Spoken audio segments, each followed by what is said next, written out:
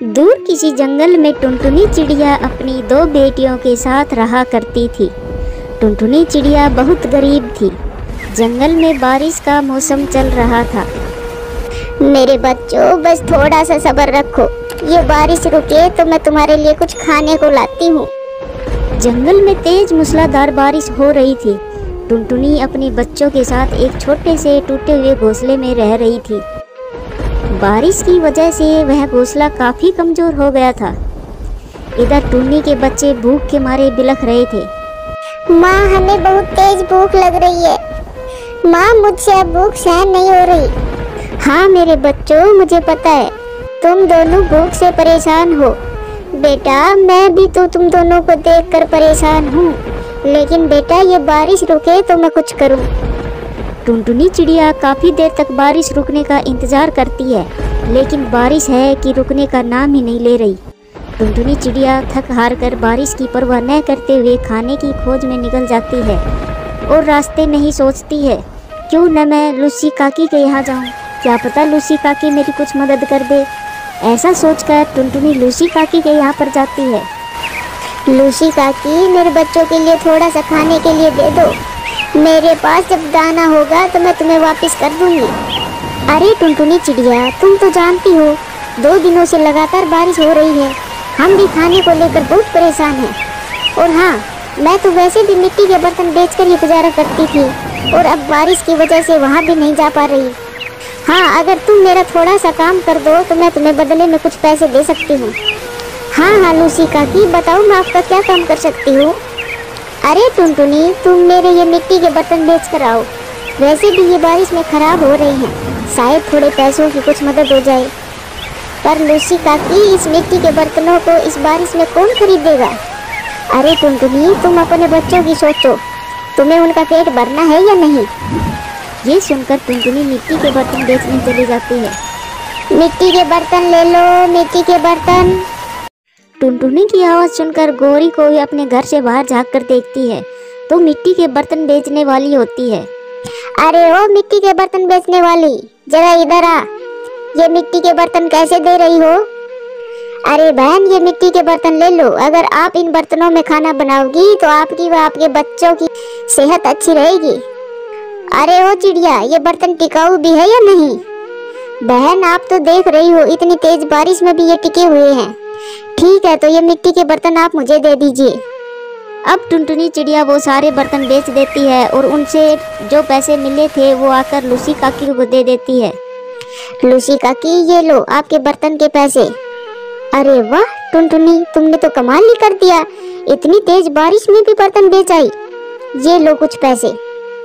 अब टुनटुनी चिड़िया जल्दी से अपने घर जाती है और घर जाकर देखती है उसका घोंसला वहाँ पर नहीं था, क्योंकि तेज बारिश में उसका घोंसला टूट गया था। वह इधर उधर चक्कर लगाती है। मेरे बच्चों, कहाँ हो तुम दोनों ठीक तो हो ना। तभी आवाज़ आती है, माँ हम यहाँ हैं, हम इस पेड़ के नीचे छुपे हुए हैं। टुनटुनी चिड़िया अपने बच्चों की आवाज़ सुनकर खुश हो जाती है। वह अपने बच्चों के पास चली जाती है। माँ, हमारा घोंसला तेज बारिश में टूट गया और हम दोनों बचकर इस पेड़ के नीचे आ गए। भगवान का लाख लाख धन्यवाद जो तुम दोनों ठीक हो। घोंसला तो मैं और बना लूँगी। टुनटुनी चिड़िया अपने बच्चों को कुछ दाने खाने को देती है और अब टुनटुनी और उसके बच्चों का आसरा वहीं एक पेड़ था। वो तीनों उसी पेड़ की डाली पर बैठकर गुजारा करते हैं। तभी उसकी नज़र एक बूढ़ी चिड़िया पर पड़ती है। वो बारिश में भीग रही थी। तभी वो उसको आवाज़ लगाती है, अरे ओ काकी, आप इतनी तेज बारिश में क्यों भीग रही हो। आप हमारे पेड़ के पास आ जाओ।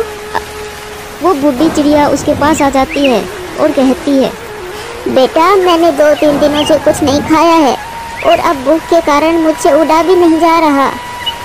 कोई बात नहीं काकी, मेरे पास कुछ दाने हैं, ये आप ले लो। टुनटुनी चिड़िया वो दाने वो चिड़िया को दे देती है। फिर वो चिड़िया वो दाने खाती है और दाने खाने के बाद बदले में वो चिड़िया उनको कुछ बीज देती है। बेटा, मेरे पास ये कुछ बीज है, ये आप ले लो, इनको अपने खेत में बो देना।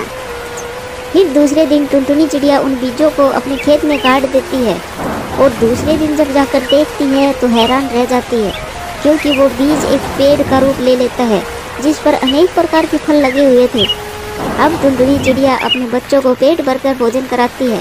थोड़ी देर बाद टुनटुनी कुछ दूरी पर देखती है तो एक मिट्टी का घर भी बना हुआ था। मम्मा, मम्मा, ये देखो कितना बड़ा और कितना सुंदर मिट्टी का घर है। हाँ बेटा, मैं भी यही देख रही हूँ, लेकिन ये घर किसका है? टुनटुनी चिड़िया उस घर के पास आकर देखती है तो वहाँ पर वही बूढ़ी चिड़िया थी जिसने उसको बीज दिए थे। आओ आओ टुनटुनी बेटा, यह तुम्हारा ही घर है और अब से हम लोग साथ में ही इस घर में रहेंगे। फिर टुनटुनी चिड़िया अपने बच्चों व उस बूढ़ी चिड़िया के साथ उस घर में खुशी खुशी रहने लगती है। दूर कहीं एक जंगल में टुनटुनी नाम की चिड़िया रहती थी। उसके 2 बच्चे थे, सोनू और मोनू। दोनों बच्चे बहुत ही बदमाश थे। हर रोज वो किसी न किसी पक्षी के साथ मारपीट करते थे और उनके घर वाले टुनटुनी के घर शिकायत लेकर आते थे। अरे टुनटुनी बहन, जरा अपने बच्चों को समझाओ, देखो कैसे मेरे बेटे को बुरी तरह पीटा है। टुनटुनी बच्चे को देखती है। उसने देखा कि उस बच्चे को दोनों बच्चों ने मिलकर बुरी तरह मारा था। उसे देखकर टुनटुनी का मन भारी हो जाता है। चलो बेटा, हम डॉक्टर के पास चलते हैं। वो चिड़िया अपने बच्चे को लेकर वहाँ से चली जाती है। तभी वहाँ कालू कौवा आ जाता है। टुनटुनी बहन, मैं तुम्हारी परेशानी को समझ सकता हूँ।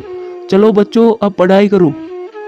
फिर दोनों बच्चे अपना अपना स्कूल का प्रोजेक्ट बनाने लगते हैं, लेकिन वो उस प्रोजेक्ट को कर नहीं पा रहे थे।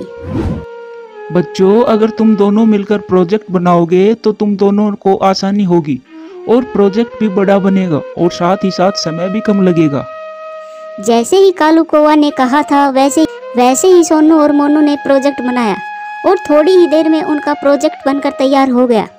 टुनटुनी चिड़िया अपने बच्चों का प्रोजेक्ट देखकर बहुत खुश हो जाती है।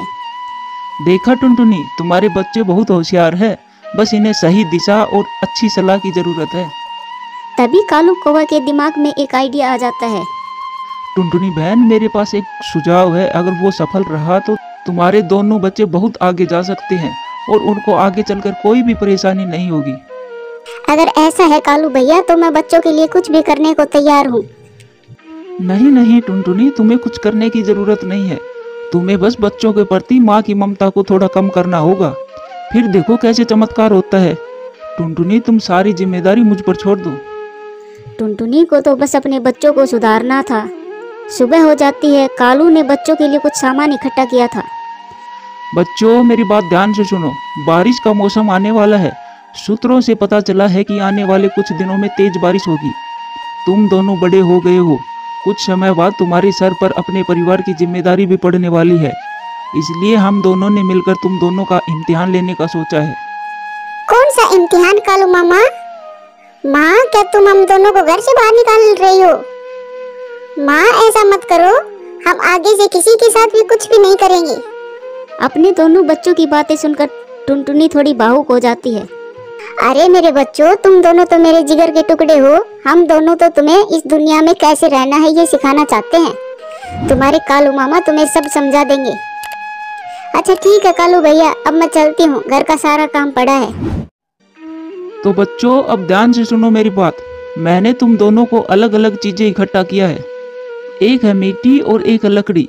अब तुम दोनों को सावधानी से एक एक चीज को चुनना होगा और चुने हुए चीज से घोंसला बनाना होगा, और जिसका घोंसला इस तेज बारिश में भी टिका रहेगा वो इस परीक्षा में पास होगा। अब समझदारी से एक चीज को चुन लो। मैं तो लकड़ियाँ ही चुनूंगा, क्योंकि मुझे मिट्टी से सख्त नफरत है। और मैं मिट्टी चुनूंगा क्योंकि मिट्टी से घर बनाने में आसानी होगी। तो फिर ठीक है, तुम दोनों ने समझदारी से चीजों को चुन लिया है। अब तुम्हारी परीक्षा शुरू हो गई है। तुम्हें बारिश आने से पहले घोंसले बनाने पड़ेंगे, वरना तुम्हें तेज बारिश का भी सामना करना पड़ेगा। चलो, अब तुम दोनों लग जाओ काम पर। इतना बोलकर कालू कौवा वहाँ से चला जाता है। फिर दोनों भाई अपने अपने काम में लग जाते हैं। दोनों ने अपना सामान उठाकर घोंसले बनाने की तैयारी शुरू कर दी। दोनों भाई बड़ी लगन से घोंसला बना रहे थे। कुछ देर बाद सोनू मोनू के पास आ जाता है। मोनू, मुझे लकड़ी उठाने में थोड़ी परेशानी हो रही है, थोड़ी लकड़ियाँ भारी है, क्या तुम मेरी मदद करोगे? नहीं भैया, मैं तुम्हारी कोई मदद नहीं करने वाला। तुमने अपनी मर्जी से लकड़ी को चुना है और मेरे पास इतना समय ही नहीं है जो मैं तुम्हारी मदद कर सकूं। सोनू निराश हो जाता है। सोनू अपने भाई से बड़ा था और समझदार भी। चलो कोई बात नहीं, मैं छोटी लकड़ियों से अपना घोंसला बनाऊंगा। ऐसा सोचकर सोनू अपने काम में लग जाता है। जैसे तैसे करके दोनों ने अपने अपने घोंसले 2-3 दिनों में बना लिए। मैंने मिट्टी का घर तो बना लिया, लेकिन इसे सूखने में 3-4 दिन का समय लगेगा। मैं आशा करता हूँ कि 2-3 दिन बारिश ना आए। तभी सूचना पक्षी जंगल में सूचना देने आ गया।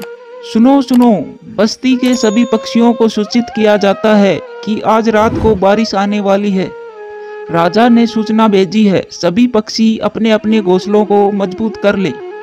सूचना पक्षी सूचना देकर वहां से चला जाता है और बारिश की बात सुनकर मोनू बहुत ही चिंतित हो जाता है। अरे, क्या मुझे जिस बात का डर था वही हो रहा है। मेरा मिट्टी का घर अभी सूखा भी नहीं है, लेकिन मैं कर भी क्या सकता हूँ, मुझे इसी घर में रहना पड़ेगा। दोनों अपने अपने घोंसले में चले गए। फिर सूचना पक्षी के अनुसार रात को जोरदार बारिश शुरू हो गई। बारिश की वजह से मोनू का घोंसला गलने लगा। मोनू चिंतित हो जाता है।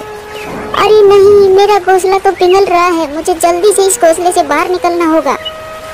जैसे ही मोनू बाहर आता है वैसे ही पूरा घोंसला खत्म हो जाता है और फिर मोनू सीधा अपनी माँ के पास चला जाता है। माँ, अरे ओ माँ, दरवाजा खोलो, मैं बारिश में भीग रहा हूँ। टुनटुनी दरवाजा खोल देती है। अरे मोनू बेटा, तू तो ठंड से कांप रहा है, जल्दी से अंदर आ। क्या हुआ मेरे बेटे? माँ, तेज बारिश की वजह से मेरा मिट्टी का घोंसला गल गया। मैं सोनू के पास गया था, लेकिन उसने दरवाजा ही नहीं खोला। फिर मैं सीधा आपके पास आ गया। कोई बात नहीं बेटा, मैं हूँ ना तेरे साथ। फिर जंगल में तेज बारिश के साथ तेज हवा भी चलने लगी। तेज हवा से सोनू का घोंसला भी उड़ गया। सोनू भी डर गया, वो भी सीधा माँ के पास चला आया। माँ ने उसे भी अपने पास पनाह दे दी। सुबह हो गई, बारिश रुक गई। दोनों कालू कुआं के पास खड़े थे। तो बच्चों, समझ में आ गया ना कि हम संकट के समय कितना भी तैयार क्यों ना हो, हमें कठिनाइयाँ तो आती ही है, हमें सदैव मुसीबत के लिए तैयार होना चाहिए। दोनों बच्चे अपने घोंसले टूट जाने की वजह से नाराज हो गए। अरे बच्चों, नाराज क्यों हो रहे हो? तुम्हारी असली परीक्षा तो अब शुरू होती है। मतलब हम कुछ समझ नहीं पाए कालू मामा। मैं तुम्हें समझाता हूँ, सुनो। तुम दोनों ने जो अलग अलग घोंसले बनाए थे, अब तुम दोनों को मिलकर एक ही घोंसला बनाना पड़ेगा, और वो भी मिट्टी और लकड़ी से। दोनों ने कालू की बात सुनकर अपने अपने काम में लग गए। कोई मिट्टी लाता तो कोई लकड़ी जोड़ता। रात होने तक दोनों ने कड़ी मेहनत करके एक पक्का घर बना लिया। टुनटुनी चिड़िया अपने बच्चों की मेहनत देखकर खुश हो गई। थोड़ी ही देर में बारिश शुरू हो गई। दोनों ने जो घोंसला बनाया था वो पक्का था, इसलिए तेज बारिश का असर उस पर नहीं हुआ। सुबह हो गई। फिर दोनों बच्चे कालू मामा के घर पर आए। कालू मामा, हमें अपनी गलती का एहसास हो गया है। अब से हम दोनों मिलकर मुसीबत का सामना करेंगे, और कभी भी किसी की मदद की जरूरत पड़ेगी तो हम उसकी मदद जरूर करेंगे, और जंगल के किसी भी पक्षी को परेशान नहीं करेंगे। अब समझ आया ना बच्चों, एकता का बल। फिर टुनटुनी व उसके बच्चे खुशी से रहने लगे।